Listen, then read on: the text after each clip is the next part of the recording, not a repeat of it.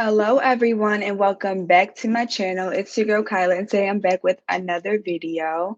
Today, as you can see by the title, we're going to be talking about when God won't take away the problem, whatever situation that is bothering you, that you've been praying for God to just be like, can you just take this away? And it's still there because God has a purpose. And honestly, it's very frustrating. So we're going to talk about it today. This is going to be not a rant or anything, but just like a healthy discussion about what to do with that frustration when God won't take away the problem. But if you're new to my channel, please take a second to hit the subscribe button below so you don't miss when I post a new video. If you haven't already downloaded our Made Whole app for our Android users, you can go ahead and do that. And there's a link in the description box. There are daily motivational texts that go out. There's text communities in there, helpful resources, books, worship playlists, and all those things to just help you on your walk. If you do want to sign up for the waiting list for when it's released on the Apple App Store, you can do that as well in the description box. And if you haven't already joined the Made Whole community, you can do that as well in the description box. Now that all that is out the way, let's go ahead and get into this discussion. Okay, you guys, so let's just keep it real. God's way is not our way. And we say that a lot, but honestly, it's really not. God does things in a very strange way. Things that are his thoughts are higher than our thoughts. His ways are not our ways. That's all scripture, right? But when you're practically living that out, it can be so frustrating, right? Because in our minds, we're presented with the situation. There's a problem in our way. We're like, okay, we're praying like, God, why don't you just remove the problem? Because if you remove the problem, then I can just keep, going on about my business and everything would be good. But God is like, no. I'm going to use this problem. I'm going to use this situation for your betterment. I'm going to use it to prune you. I'm going to use it to teach you something. And I'm like, I know that TikTok sound to be like, that's how I'm feeling right now. There are some things in my life where I have just prayed like, God, this would be a lot easier if you would just remove this barrier, if you would just remove this stumbling block, right? If you would just remove the problem, like, why do I have to go through this? And I know I'm not alone.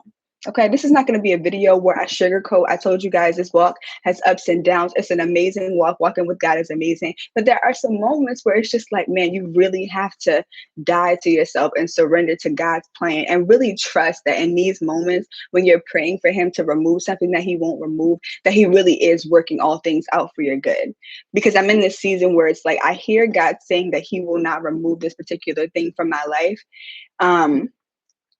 But I also hear the enemy it's like the enemy is like trying to contradict everything that God is saying. God is like, I got you. Like, I'm using this. Like, trust me, I'm using this to prune you. I'm using this so you can produce more fruit. I'm using this, to improve your character, all of these things. And the enemy is like, see, you just messing everything up. It's you. You're really the problem. God is really not looking out for you. He's trying to set you up. And I'm like, enemy, just be quiet. Okay, you just stay over there. I say all that to say is that I was looking up, I think I was looking up an article about like open doors. Like for some reason, like something I was praying for God, I was just like, God, I pray that you would shut all the open doors in my life, right? And for the first time, I heard him say something different. He was like, you're praying for me to shut these doors, but you really just need to be praying to me for wisdom to make better decisions. And it seems so simple, right? Like when we have a problem, we pray, God, shut all the doors, da da da. But what if God is using the door? What if God has a purpose for the door that's making you uncomfortable, the door that has you questioning things, the door that has you really running to him? What if God is using that door and he is not going to close it, right? What do you do then? Then you're left with all these questions and things like this. And so I just wanted to do a quick video on how I've been working through this, having something in my life where it's like, and sometimes that door is like something that you desire, but that's not good for you.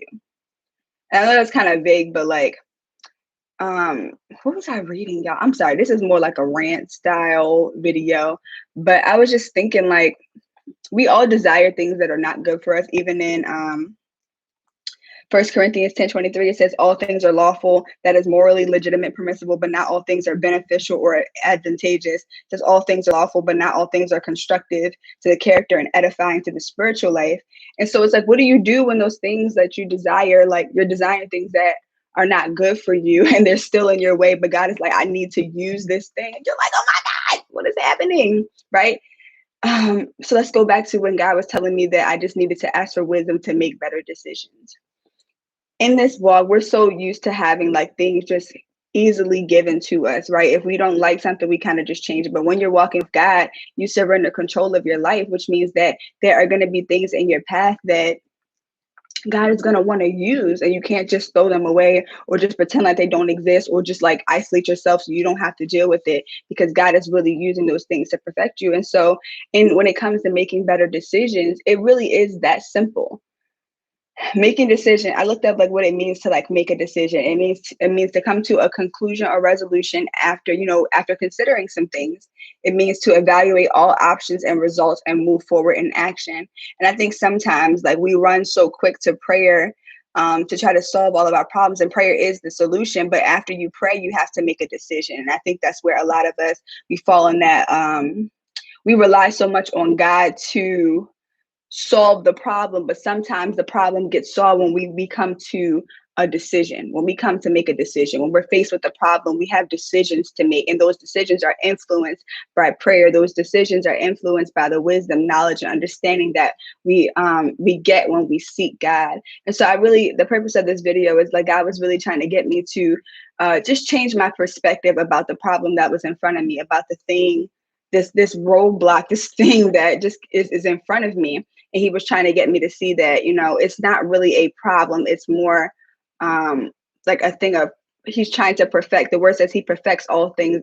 He perfects those things which concern me, something like that. And so sometimes when it comes to making decisions, you have to make your decisions based on the wisdom of God and not what you think is best. Because sometimes we think we know what's best for us. We think that, okay, if we just do this one thing, it'll work out in this way. And God is like, no, like you're going to follow my plan. And sometimes it's the long way. Sometimes it's the way that makes you uncomfortable. Sometimes it's the way that doesn't make any sense to you. But are you going to trust me through that? Are you going to trust me? Are you going to still trust me and believe that I have your best interest at heart, even when I don't do what you want me to do?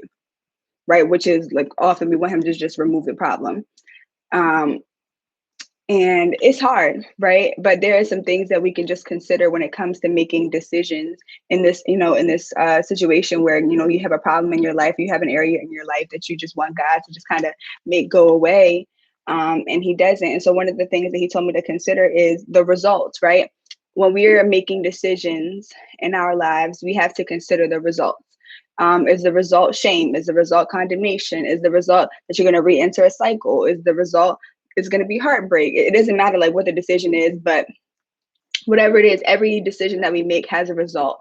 And I think sometimes I always talk about making a decision and thinking about the long term, right? A lot of the situations that get us in trouble, a lot of the situations that has caused problems in our life are a result of our decisions. It's a result of us not thinking about the long term consequences of what we do in the short term. And so really it doesn't take long to just evaluate your options, right? Once you have that in front of you, you can make a better decision. And this is a lot of times, sometimes you need God to tell you what the result is of the action that you're going to make.